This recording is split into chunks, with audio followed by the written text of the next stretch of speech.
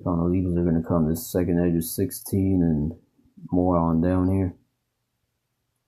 23, and the dead shall be cast out as dung, and there shall be no man to comfort them. For the earth shall be wasted, and the cities shall be cast down. Jump to 27. So that one man shall desire to see another, and to hear his voice.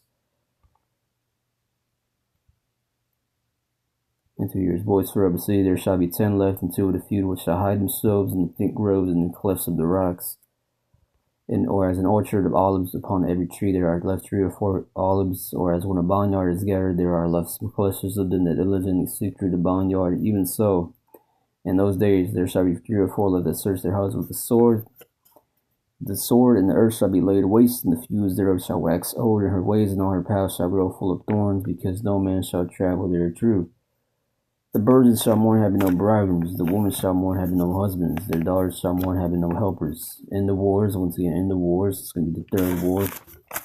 Here is describing specifically the 3rd war through more in detail through by saying, calling it wars. In the wars shall the bridegrooms be destroyed, and their husbands shall perish of famine. Because the 3rd war is going to be many wars. So it's already no ifs, ands, or buts about it.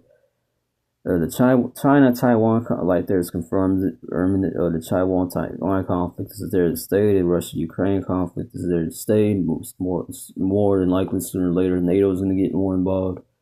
The Israel-Iran conflict is going to stay. It's not going to go away. It's going to stay. It's going to all those three is going to escalate together into one big coupled destruction in the cusp of World War III.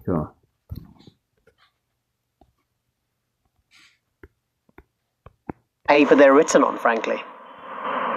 Exactly. Well, the concept of a ceasefire is that, fire is going to cease, and this has not happened here in Lebanon. And obviously, along the border, those villages that have been heavily destroyed are completely deserted. The Israeli military has essentially enforced a buffer zone between Lebanon and Israel.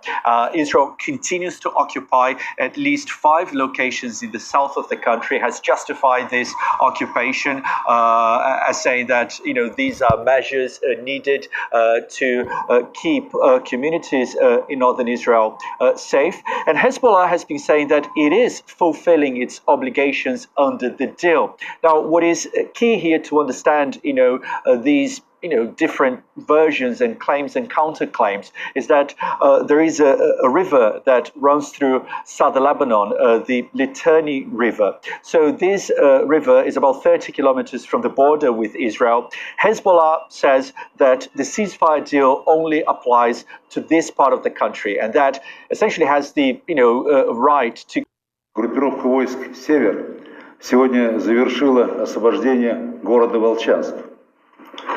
Кроме того, в рамках создания полосы безопасности в приграничных районах Сумской и Харьковской областей Украины, в ноябре под наш контроль на этой территории перешли еще 3 населенных пункта. Это Синельниково, Цегельное. The title of this one says, Putin says Russia has captured key Ukrainian towns of Pokrovsk.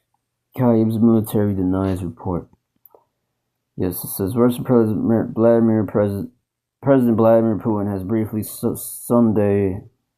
was briefed Sunday by Valery, whatever that name is, Gerasimov, chief of the Russian military general staff, who informed Putin that Russia's forces had captured the towns of Pokrovsk in the Donetsk region and Bachchansk in the Kharkiv region.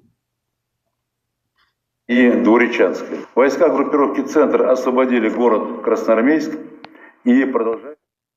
Says continue to destroy enemy units. Moreover, some of the group's forces. Кроме того, вооруженными силами действительно особая задач, поставленных в начале специальной военной операции. То есть отсюда, с этого плаца, сочтет наиболее перспективными генеральный штаб. Вот именно поэтому он и украинской стороной всегда обозначался в качестве регионов. А это тоже один из мощных укрепрайонов. Он командующий группировкой «Центр». Честно кажучи, не вірю. Он полностью находится в руках российской армии, как вот доложил совсем недавно командующий группировкой «Центр». That's the point of that one.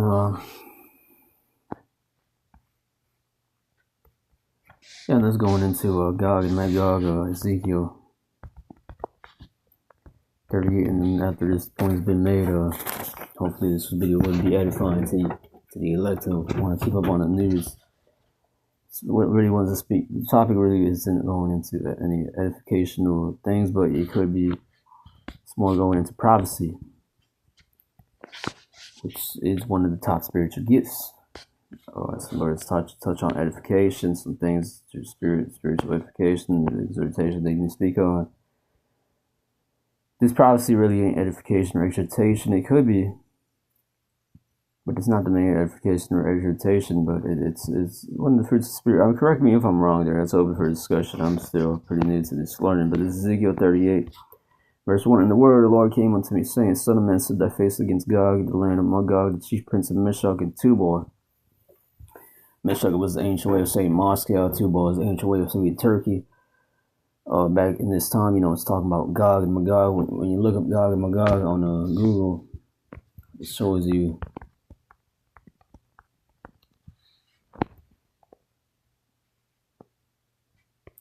images that show you the map of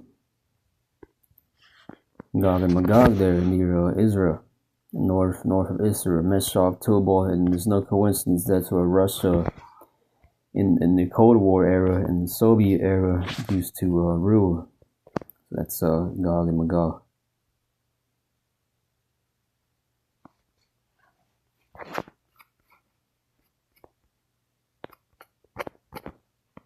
So anyway, continuing on Ezekiel 38, verse 3, and say, Thus says the Lord, Yahweh Shai, power of hosts, behold, I am against thee, O Gog, chief prince of Meshach and Tubal.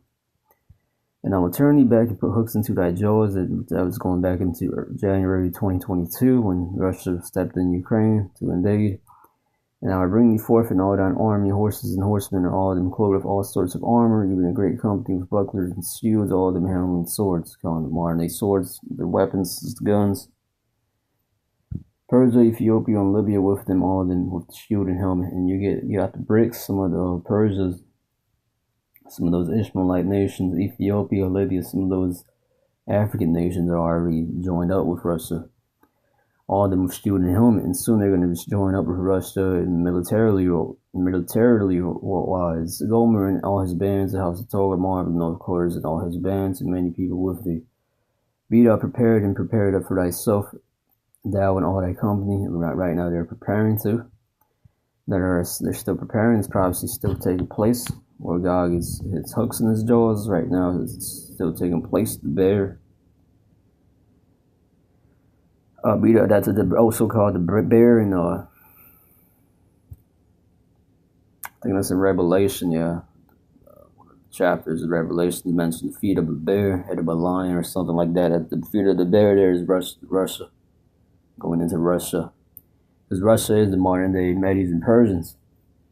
And then because in Revelation 2, in Daniel 7, you got the second beast is likened unto a grizzly bear, I believe, if I'm not mistaken, with 3 ribs in its mouth.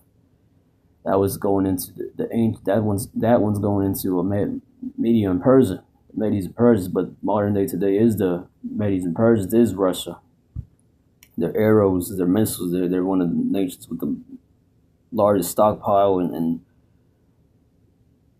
most powerful missiles, along with China and Moab. Moab. There's no coincidence you have a bomb that was named Moab, called the Moab is also acronym for mother of all bombs. So China's definitely going to be one of the ones to shoot missiles at America with that Moab force power missile in their missiles. It's ultimately the Lord's arrows. They shall not return in vain.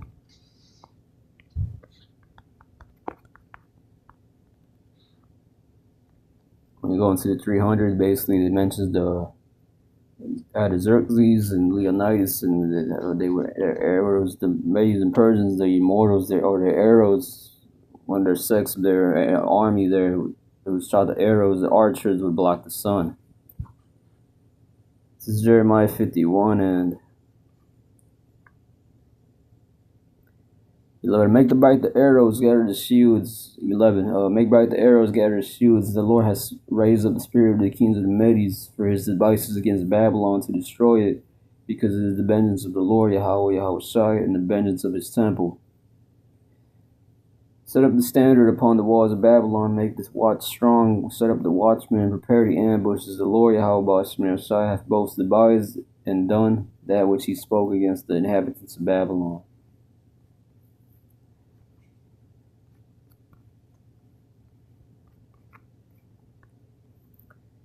Jeremiah 50.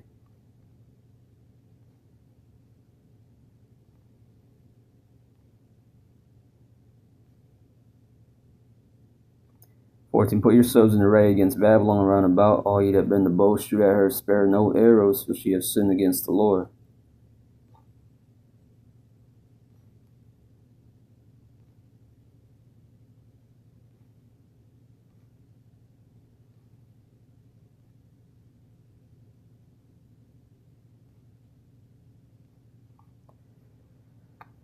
This is verse 28. The voice of them that flee and escape out of the land of Babylon to declare in Zion the vengeance of the Lord, Yahweh of hosts, the vengeance of his temple. The temples, the Israelites, the remnant. The Lord's going to come to save the 144,000 and the 1/3 every Israelite. Call together the archers against Babylon, all ye that bend the bow, camp against it round about. Let none thereof escape. Recompense her according to her work, according to all that she have done, do unto her, for she hath been proud against the Lord, against the Holy One of Israel.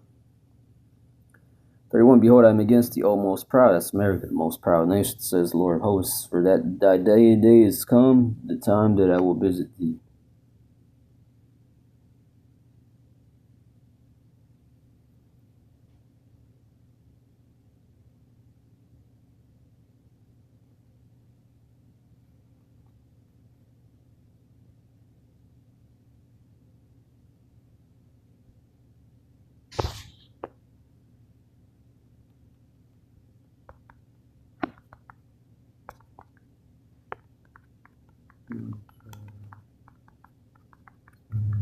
And then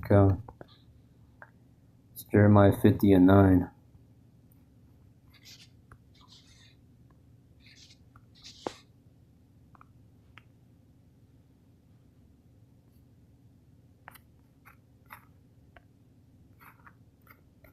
Yeah, Jeremiah 50 and 9. This is what I wanted. For lo, I raise up to come up against her, against Babylon. Yeah, that of course. Assholes back there. They were messing my phone. Awesome. Yeah. Anyway, bro, read this one here for you. It's for that nigga. Okay, never mind.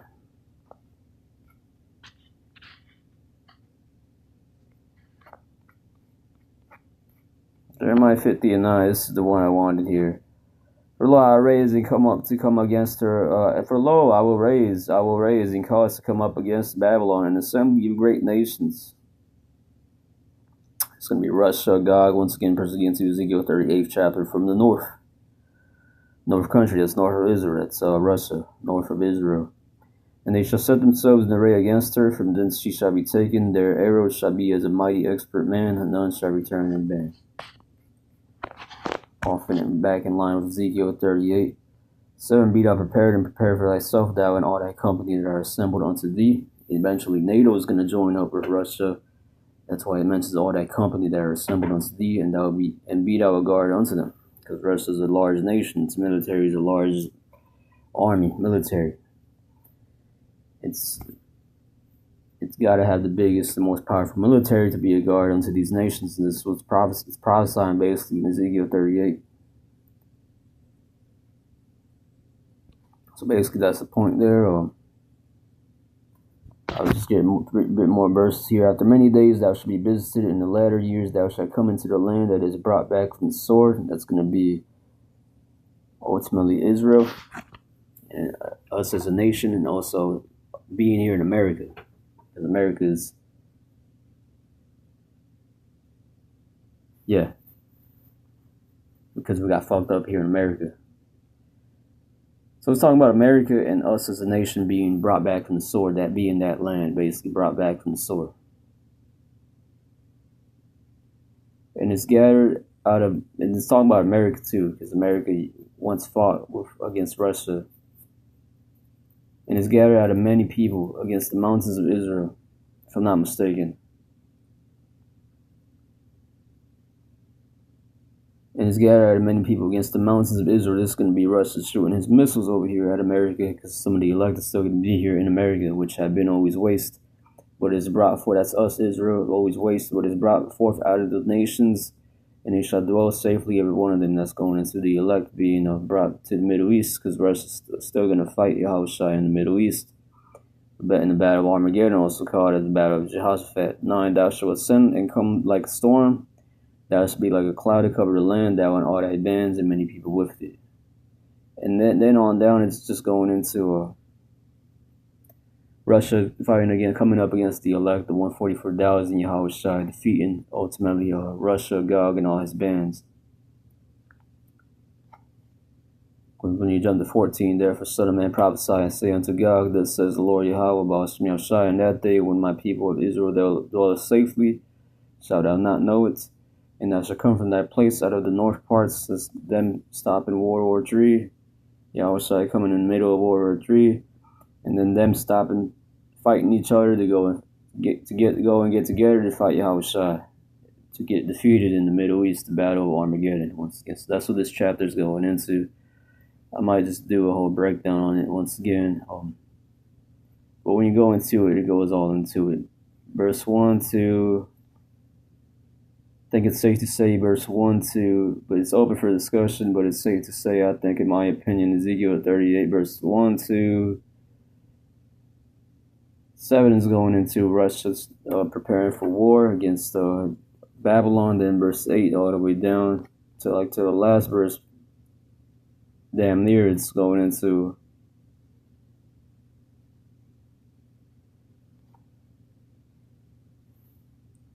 past War